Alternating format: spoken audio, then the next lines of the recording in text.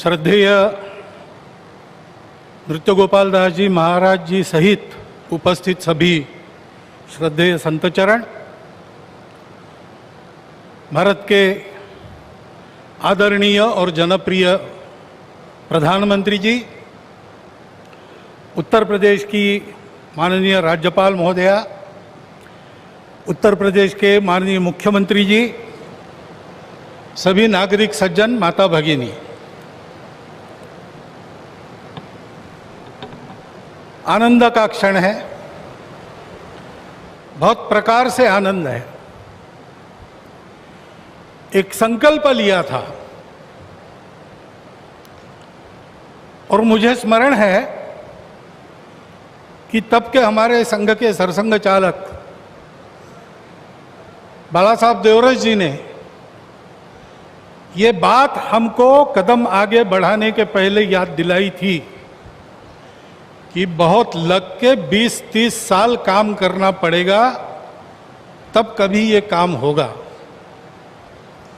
और 20-30 साल हमने किया। 30वें साल के प्रारंभ में हमको संकल्प पूर्ति का आनंद मिल रहा है। प्रयास किए हैं जी जान से, अनेक लोगों ने बलिदान दिए हैं। अरे नहीं आए, वो सूक्ष्म रूप में आज यहां उपस्थित है, प्रत्यक्ष उपस्थित हो नहीं सकते। ऐसे भी है जो है लेकिन यहां आ नहीं सकते। रथ यात्रा का नेतृत्व करने वाले अडवाणी जी आज अपने घर में बैठकर इस कार्यक्रम को देख रहे होंगे। कितने ही लोग हैं कि जो आ भी सकते हैं लेकिन बुलाए नहीं जा सकते, परिस्थिति ऐसी है। लेकिन वो भी अपनी अपनी जगह, पूरे देश में देख रहा हूं आनंद की लहर है। सदियों की आस पूरी होने की आनंद है। लेकिन सबसे बड़ा आनंद है भारत को आत्मनिर्भर बनाने के लिए जिस आत्मविश्वास की आवश्यकता थी और जिस आत्मभान की आवश्यकता थी, उसका सगुण साकार अधिष्ठान बनने का शुभारंभ आज हो रहा है। वो अधिष्ठान है आध्यात्मिक दृष्टि का, सिया राममय सब जग जानी।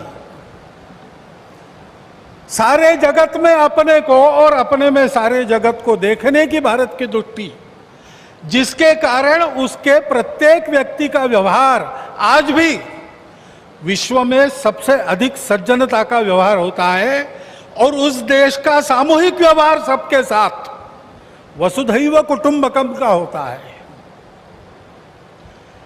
ऐसा स्वभाव और ऐसी अपने कर्तव्य का निर्वाह व्यावहारिक जगत की माया के दुविधा में से रास्ते निकालते हुए जितना हो सके सबको साथ लेकर आगे चलने का जो विधि एक बनती है,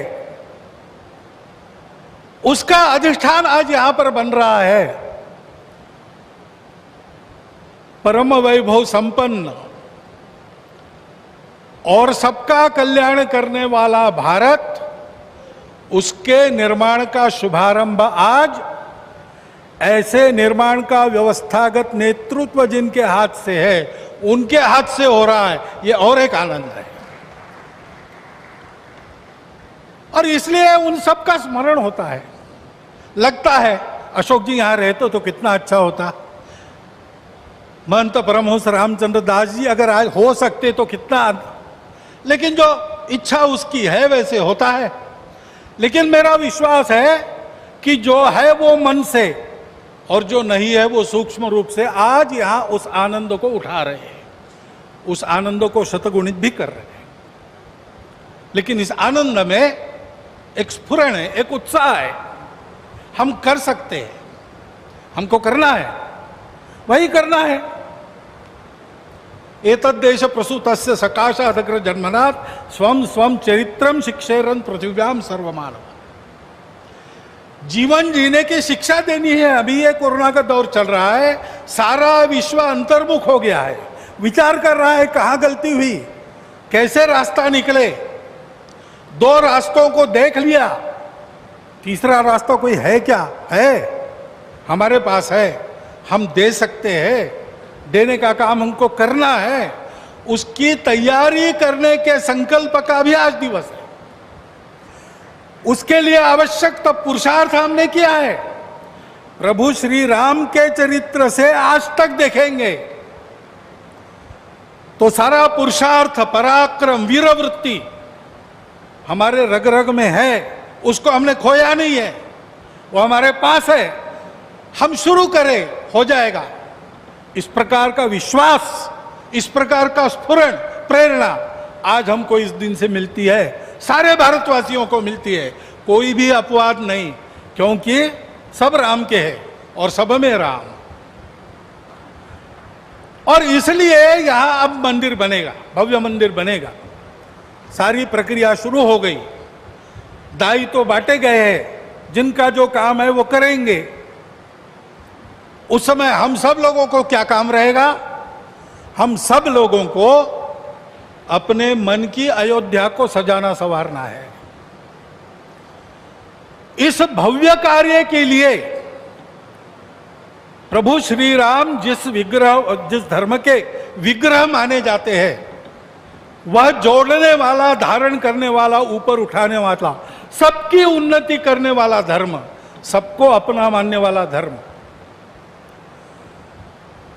उसकी ध्वजा को अपने कंधे पर लेकर संपूर्ण विश्व को सुख शांति देने वाला भारत हम खड़ा कर सके, इसलिए हमको अपने मन की अयोध्या बनाना है। यहां पर जैसे जैसे मंदिर बनेगा वो अयोध्या भी बनती चली जानी चाहिए। और इस मंदिर के पूर्ण होने के पहले हमारा मन मंदिर बनके तैयार रहना चाहिए, इसकी आवश्यकता है। और वो मन मंदिर कैसा रहेगा बताया है। काम कोह मद मान न मोहा, लोभ न क्षोभ न राग न द्रोहा, जिनके कपट दंभ नहीं माया, तिनके हृदय बसहु रघुराया। जात पात धनु धर्म बढ़ाई, प्रिय परिवार सदन सुखदाई, सब तजी तुम ही रहो उरलाई, तेहि के हृदय रहो रघुराई। हमारा हृदय भी राम का बसेरा होना चाहिए। इसलिए सभी दोषों से, विकारों से, द्वेषों से, शत्रुता से मुक्त। दुनिया की माया कैसी भी हो, उसने सब प्रकार के व्यवहार करने के लिए समर्थ।